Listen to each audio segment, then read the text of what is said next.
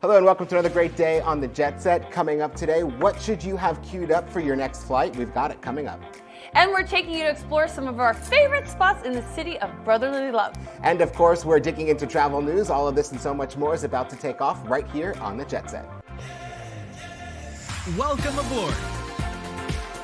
Bobby Laurie and Nikki Noya have your ticket to travel, food, fitness, and everything you need for an on-the-go lifestyle.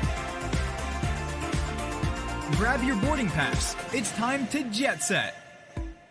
Grab your fork and knife because we're about to dish up a full serving of travel news on Here's This, powered by thejetset.com. In an effort to reach the country's goal of welcoming 6 million travelers in 2023, the government of Taiwan is now offering the equivalent of $165 to individual tourists and up to $658 to tour groups who visit this year through a future program. Cash rewards are also going to be offered according to CNN Travel. So is this how the country will attract more travelers to the country? Do you think that'll work? I mean, well, the thing is getting there. The getting there is the expensive part. So if maybe they helped pay for flights, maybe that would increase some. I mean, $168 is not going to go getting you very far. No. You're not getting all the way to Taiwan. No. The rewards will be delivered digitally, and tourists can use the cash to spend on anything in Taiwan, including their accommodations. Now, the country's premier Chen Chin Jen? Jen? I was close. Okay. Announced they have a goal of the 6 million travelers in 2023, and it will rise to 10 million. They want 10 million tourists by 2025.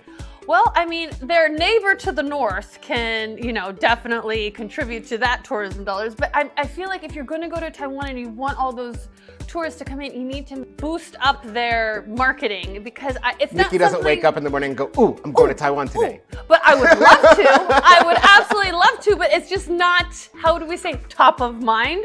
But I think that this is great. But then again, I mean, what is the average cost per night of a hotel room in Taiwan? Does $168 US cover it? It might. I am not sure. Hold, please.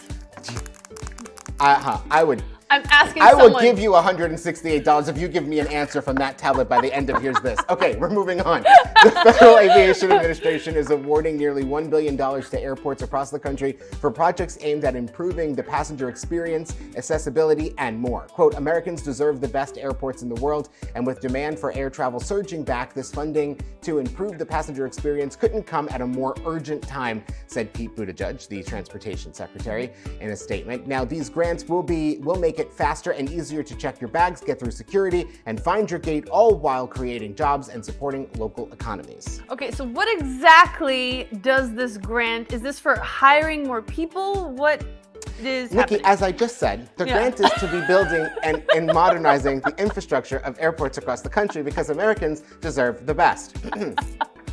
Yeah, I heard what you said, but it didn't really make any actual sense because if you're saying $1 billion for all of American transportation, how do you, Pete, where exactly are those dollars going? And how do you do that for all of the airports? Just LAX, that's an easy $1 billion for what they're tearing up all of Los Angeles. They've been ripping up LAX forever. Yeah, so that's my question, Robert, is how's Pete gonna be like, you can have this and you can have this? Well, for example, Chicago's O'Hare International Airport will receive the highest amount of money of $50 million to upgrade and expand its 60-year-old Terminal 3 building, including reconfiguring the Transportation Security Administration checkpoint, installing Americans with Disabilities Act compliant restrooms, and updating the baggage system. Well, I think, Pete, you're gonna have to up that. $50 million, you don't think it's gonna cover it in Chicago? Well, no, but that's just $50 million for Chicago. What about Newark? What about Orlando? That carpet in Orlando needs to go. Have you seen that carpet at Orlando International Airport? Pete, $50 million, right there. I like that. Yeah. Pete's the one that's gonna fix it himself. Well, we've got lots more of the Jet Set coming right up. Yeah, we do. All right, we'll be right back in 30 seconds. It's time for your in-flight entertainment update where I've got the books, shows, and podcasts to download for your next flight. Are you ready, Bobby? I'm ready. Well, listen to this. I will. 60 songs that explain the 90s. Ooh, this will be fun. 60 songs that explain the 90s. Were you even born? Yeah. Is a fun, fresh overview of a great musical decade. I would know because I was there. Unlike you. I was there too. In each episode, host Rob Harvilia chooses a single song to dissect, analyze, and use in a broader discussion of the 1990s, a great decade, as we all know. Listeners can expect the fun facts, interesting histories, and sweeping cultural examinations to the tune of a classic 90s soundtrack. This sounds great. You'll pick up on songs and details you've never heard before. I love this. That is a great idea. Okay, read this, Counterfeit by Kristen Chen. Swift, surprising, and sharply comic, Counterfeit is a stylish and feminist caper with a strong point of view and an axe to grind. Just like me. Peering behind the curtain of the upscale designer storefronts and the Chinese factories where luxury goods are produced, Kristen Chen interrogates the myth of the model minority through two unforgettable women determined to demand more from life. Like me too. Okay. As well. I'm demanding more of my life. You're about to get very excited. Here it comes. Oh, Earth. This is my favorite show. Okay, watch this, Formula One Drive to Survive. If anyone on Earth has still yet to watch this, it is so good. Let me know when you're done. I'll be over here. Okay, you can just take a break because I'm going to talk about this. If you are not already a fan of Formula One, this show will make you one. This docuseries gives viewers exclusive, intimate access to the people in one of the world's greatest racing competitions. Formula One Drive to Survive reveals the true story of the high-octane sport, which goes beyond the fight to be number one. Favorite show? Take a look. In Formula One, you need to be able to adapt. When you need to be aggressive, you need to be aggressive. When you need to be smooth, you need to be smooth. And when I'm in the car, I will never give up. Max Verstappen, how are you feeling about being in the chair? It's quite comfortable, so. All right, well, we're going to give her some time to relax. We're going to take a quick break. We'll be right back with lots more of the Jet Set coming up in 60 seconds.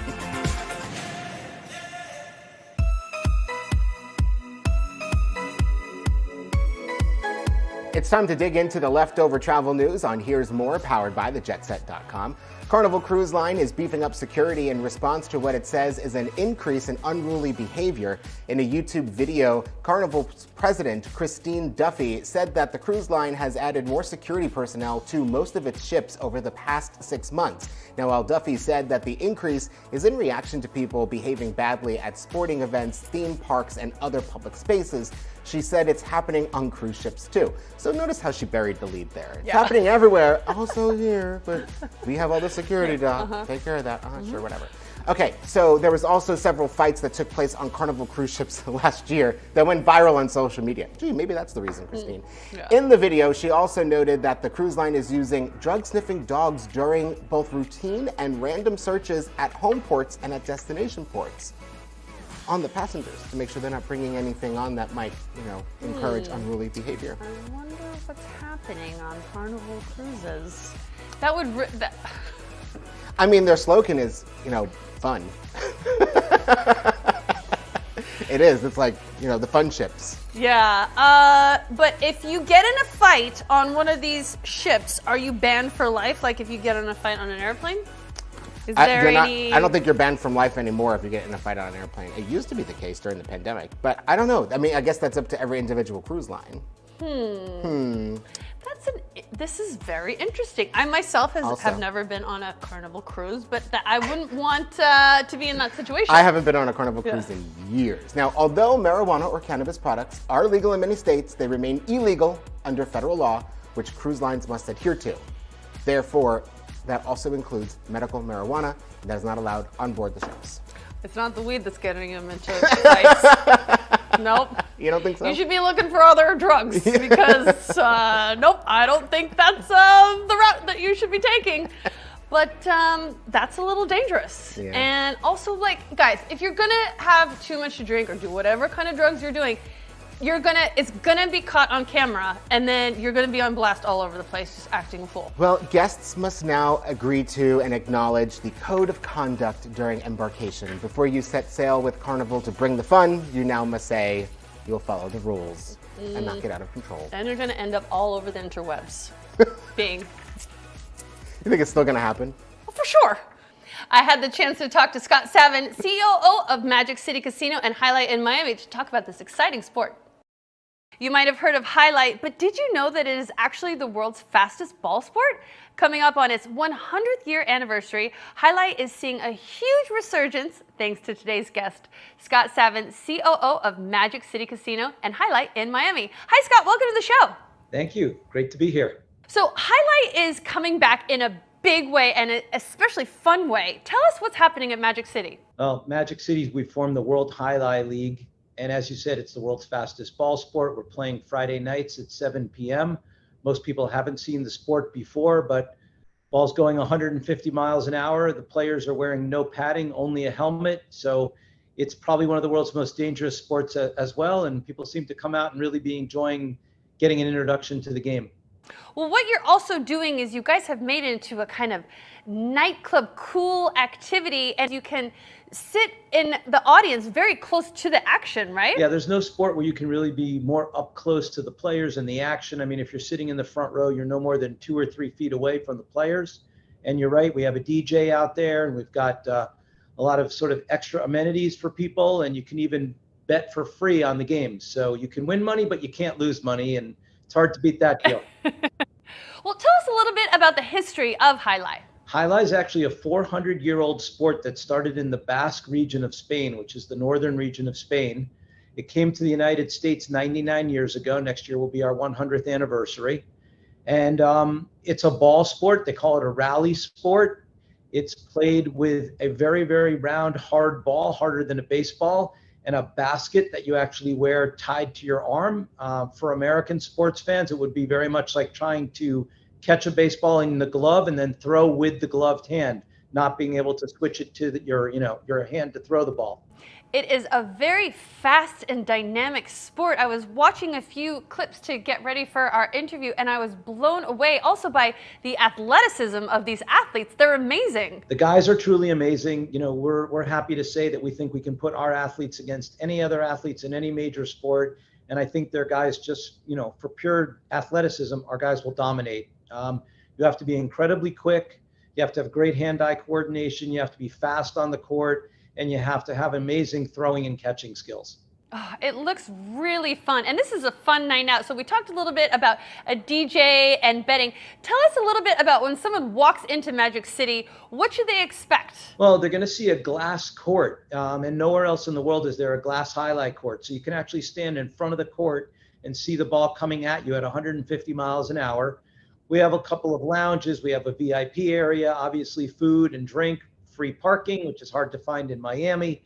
We've got, yes, it is. Just fun things to do. We've got cornhole and we've got pinball machines and little side attractions. But really the main thing people seem to enjoy is watching the games. And they really get sucked into the games. And we have teams playing against each other. And very quickly you can figure out who your favorite team or who your favorite player is going to be. And we ask people to come out and have a good time and, yell and scream for who they like best, the team they like best or the player they like best. And it's a 100-year history in Miami right here. Oh, Scott, it just sounds like a great night out. Some drinks, some sports action, a little betting, and you're also at the Magic City Casino. So much fun. Scott, if someone wants to check this out, where can they go for more information? Well, they should go to highlightworld.com. It's JAIALAI world.com, and then click on the battle court icon. But it's 7 o'clock every Friday night. Admission is free. Parking is free at the Magic City Fronton at Magic City Casino, which is on Douglas Road, right next to Coral Gables. Thank you, Scott, so much. I can't wait to come down and check it out. Love to see you. Thanks very much. Take care. We've got to take another short break, but don't go anywhere. We've still got lots more of the Jet Set still to come. Fighting ships.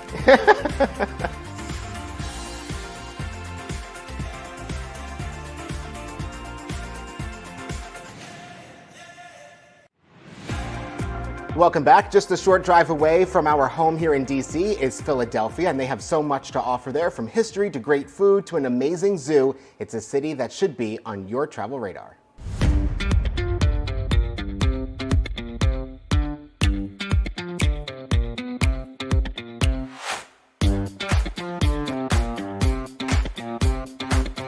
Thank you so much for having us at the Philadelphia Zoo. I've never been here before. Me neither. I've gone past it many, many times.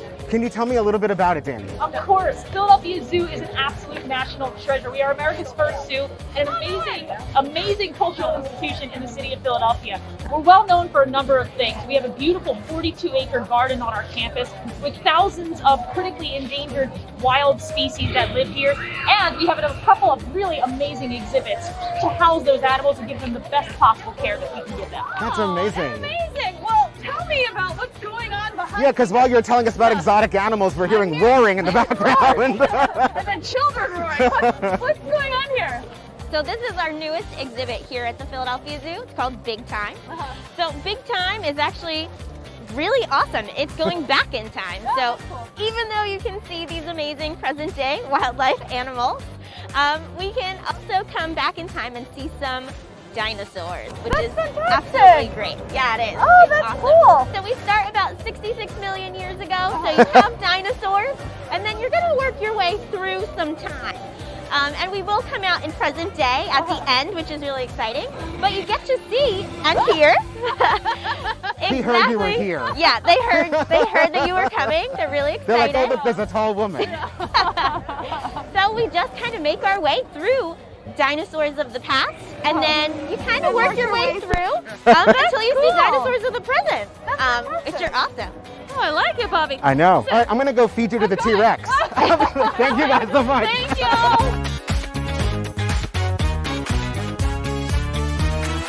A trip to the Philadelphia Zoo is both fun and educational, and it's unique in its approach to bringing animals from the past into the present. But we all need a place to call home while traveling, and the AKA Rittenhouse Square is the perfect home away from home.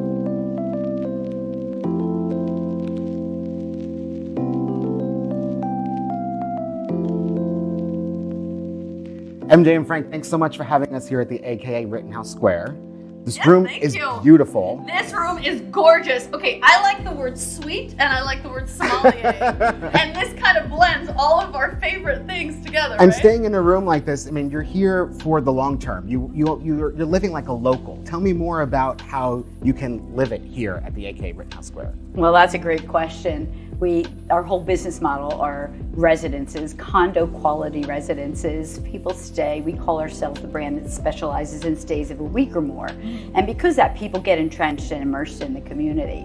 So this Live It program offers all kinds of ways to do that. And this Sweet Sommelier program is right up the alley. It's the newest. Now, So I called Frank and I'm like, Frank, I'm in the mood for this wine. And then you kind of educate me and Bobby about all the different wines that I might be in the mood for. Yeah. I mean, it's important not to emphasize that I'm trying to educate you. You know, it's just a casual conversation. It's not about giving you exactly what you want or being preachy about anything in particular. and it's also like Sort of a introducing you to middle point. something new too. Like if I were to tell you I like wines on the lighter side, you might recommend something I've never even tried before. Exactly, and that's kind of what I've always searched for, is to expand people's repertoire or palate, so that they can go into a shop and get something that's not just like Pinot Noir or Cabernet.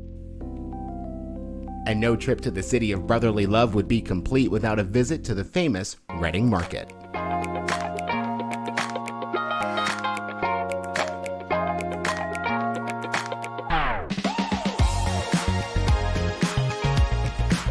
You guys, thank you so much for having me. We're here at the Reading Terminal Market in Philadelphia. I am so excited to go explore, but Annie, tell me a little bit about the history of this amazing market. Sure. Well, welcome, and I hope you came hungry today. Yes, I'm very hungry. Excellent. So the Reading Terminal Market is in its 129th year. That's Which amazing. is crazy. Yeah.